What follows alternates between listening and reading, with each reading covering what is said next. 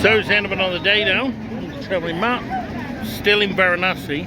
Although most of today I've not been in Varanasi, but I've been out to a place called Saranath, which is one of the 4 holy sites of Buddhism, and it's where the Buddha preached his first sermon.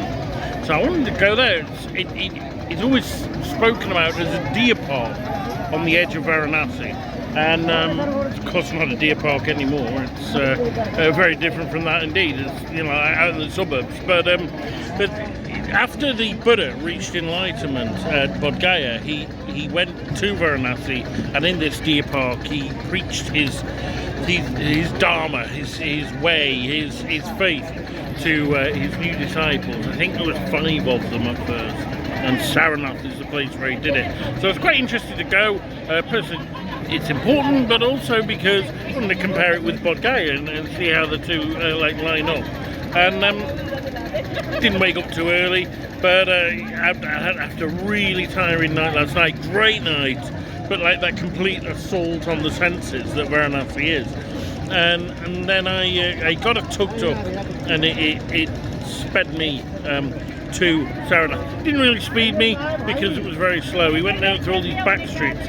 What interests me is it seems that a lot of the city of Varanasi, certainly one of the quarters that we went through today, is virtually completely Muslim and very, very conservative as well. Like every lady was in veils, and there weren't any Hindus at all. So the Hindu holy city is not all that Hindu, which surprised me, because if there's one city you would expect to be a completely Hindu place, it's here. And I was learning last night about the Vishnu Temple, which is over there, and I'm going to perhaps go and visit it tomorrow. But that was originally knocked down by Emperor Aurangzeb, and they put a mosque on the place, and then they rebuilt the Vishnu Temple by the side. But the mosque courtyard, which includes some pillars from the original temple, is deemed to be very holy, and Hindus pray there. And there's this controversy around it, a bit similar to the Babri Mosque, which got knocked down, and they rebuilt as a Ram temple up in Ayodhya. So whether that mosque will stay there forever is another matter. Certainly with Modi's government in place, you can't guarantee things like that. But it looks, well, I'm not going to be going to Ayodhya now, and I can explain why in a bit, but I might have a look at that to see, at least actually one of these controversial sites, which is a massive issue in the contemporary Indian politics. So when the Saranath, it didn't do it for me the same as Bodh Gaya. It was, well, I mean, basically the site was, as so many are, demolished by the Muslim invaders, so there was nothing left. And I guess they recycled all the bricks and the stupas, apart from, you know, a couple of stupas, one of which the Mughals built a tower on top, and the other was just like a mound of bricks. And it was the British who rediscovered it, and they excavated it all, and there's numerous monasteries around the site of the first discourse. And so it's wonderfully presented, and the British built this excellent museum in about 1910, full of all the statues they found, including the one, well, I think it is the Ashoka pillar that is the symbol of India. So that's pretty cool. But it all felt like a museum. It didn't feel like a living place of worship. Now, there were some visiting monks, I think they were Thais, and they were praying there, but it just felt like you were in a historical site, in an archaeological site, rather than in a worship site. So in that way, a little bit disappointing, I guess. pleasant enough in its own way, and the Indian government's spending money making the site better, so they're still doing some stuff like around the entrance and that, but it's not finished yet. One thing that annoyed me, but also interested me, is you couldn't buy a ticket. You had to do it online. Now, anybody who knows me know my detestation of apps and stuff like that, but I just said, what can't I give? Because it was 250 rupees. It's like 25p to get in both sides.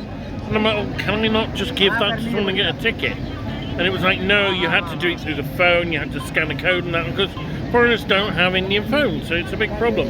Now, there was a young Indian lad and his wife from Himachal Pradesh helped me and got me through it. But the thing is that, well, the reason is, he said, is it's an anti-corruption thing, because people then don't overcharge tourists. Which is kind of nice that they're on an anti-corruption drive, but if you're going to do, like, online, you've got to make sure it works. And it wasn't working for a lot of the Indians, and it certainly wasn't working for any of the foreigners, because they don't accept non-Indian phones, which is ridiculous. But that's the way the jelly wobbles, I suppose. Whilst I was there, I met Greg. Greg is an American, first foreign tourist I've met since cricket, and first non-cricket tourist. And Greg's retired and lives in Oregon, and spent several months every winter just travelling around. And he was a really cool guy. We had a chat about Israel and Palestine. He's Jewish, but has a very nuanced and fair reflection on the place. I think I found it lovely talking to him, and it was an honour to have met him. He was good company. I would have liked to spend longer with him. Ended up having a tea, and then went back. Stopped at another stupa on the way, the one that the Mughals built a hut on the top of, a tower. And then I'm back in Varanasi. Had a banging headache though, so I went to my room to recover. I was not feeling on top of the world. And then sorted out my train tickets onwards. So, but I had real trouble getting a train, like nothing to Georgia, nothing to Delhi, nothing to Mathura, nothing to Chandigarh, nothing to Agra. So where can I go? And anyway, I got a ticket to Haridwar, which is right up the Ganges. It's another holy city like this with Ghats. It's somewhere I quite wanted to go. And it's notable because, well, it's notable for Hindus mostly, but also I'm pretty sure Haridwar is the place where Guru Nanak, one of the famous stories around Guru Nanak, where there were like Hindu Brahmin throwing water forwards, and he threw it backwards over his shoulder. And well, I'll tell you the story when I get there. But so I've got my train out of here, and that will take me, and I've also got another one onwards from there to Chandigarh. So that's taking me to the foot of the Himalayas. So I'll get to Dharamshala, which is the main thing. After that, well, we're in the hands of the gods, but I'm in the right place to be in the hands of the gods, being in Varanasi. I've come down, the sun is setting, and I'm sitting on a boat. Everyone says you've got to do the boat trip.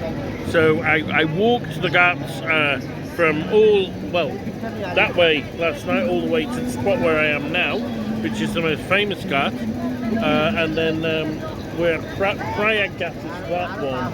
This one is a very famous one, I forget the name. And then I'm gonna have a chug along on the boat, up and down, and let's see how it goes. Quite looking forward to this. It's been highly recommended by numerous people. So, it's me, Uncle Travelling Matt. Keep travelling. Greetings, as is clear from the sunshine. It's the next day now, so I thought I'd just finish up by talking about what went on yesterday after I made the video. So we're sitting in the boat for a long time because they were what it was is they were doing this ceremony. I think it's called the aarti ceremony, and it's one they do every evening as a kind of prayer towards the goddess Ganga, which is the river. And it involves spinning a lot of fire and incense around and stuff. And of course that's the thing that I saw on the first night I was here, the Gai Ghat, and I wasn't quite sure what it was. But they do them at quite a few of these Ghats along here, and it's very popular. I mean, thousands of people watching that. I don't really know what was going on, to be honest. But what it started with a guy blowing a conch, and this was absolutely remarkable because he literally, with one breath, blew for about 5 or 6 minutes. Like, how on earth do you do that? I guess that's all this yoga and these breathing stuff, but it went on and on and on, and there was a single breath. It was unbelievable. And then they started the fire, and there's these 7, I guess, Brahmin, and they all stand on a platform and they whirl the incense around, and then they whirl kind of pyramids of many candles around, all these lamps, and then there's a big flame that they whirl around, and later they whirl around peacock feathers and stuff. So it's very impressive, and I'm glad I saw it. But then afterwards I was a bit disappointed with the actual river trip itself, because I thought we'd go right down to the fort and whatever, and we only went down a few ghats, turned around, and then went round and turned back. And the problem is, it was beautiful, and it was nice to be able to see them from the river as opposed to being on them. But my camera is really bad at nighttime photography. It's an excellent daytime photography camera, but really bad at nighttime. So yes, I took these videos and shots, but I don't think they capture what it was. I guess it's one of those, you got to be there. You got to be there. So that was that, and then I walked through on the way back. I walked through the new area by the famous Krishna temple. So I mentioned this temple before, and it's controversial because it was the main temple. I'm saying Krishna, Shiva temple. It was the main temple of the city, I guess, because it's a Shiva city, and there are 3 major Shiva temples, and the city is meant to stand on his trident. So my guess is each one of them is where one of the prongs of the trident is, and this is the central one. And then Aurangzeb, who was about the most intolerant of rulers, went and plonked a mosque on top of it. So there's now this communal tension about this mosque. But what they've done, they've said they're not going to knock the mosque down. Mind you, they said that about the one at Ayodhya, and they went and did it anyway. But what they have done is they've bulldozed a whole area of kind of the old city down around the temple, and use that to create this new plaza. And it's to help get people to the ghats, because they are quite difficult to get to, as I found on my first night. And it's a bit weird. Like, it's nice, but it feels like a modern shopping centre. But then plonked in amidst it are these ancient Hindu temples, which they preserved. So I guess before they were, like, you know, nestled in between houses and stuff, and they've kept them, and they're like marooned now in this kind of almost Arabian Gulf type shopping mall feel. I think it's well intentioned, and I actually think it's a good thing, because you do need to move the crowds more easily. You know, congestion is a massive problem here, but I don't know, it's just a bit incongruous. So that's that, and I had a bit of street food, and then went back to the hotel, and that was the end of yesterday.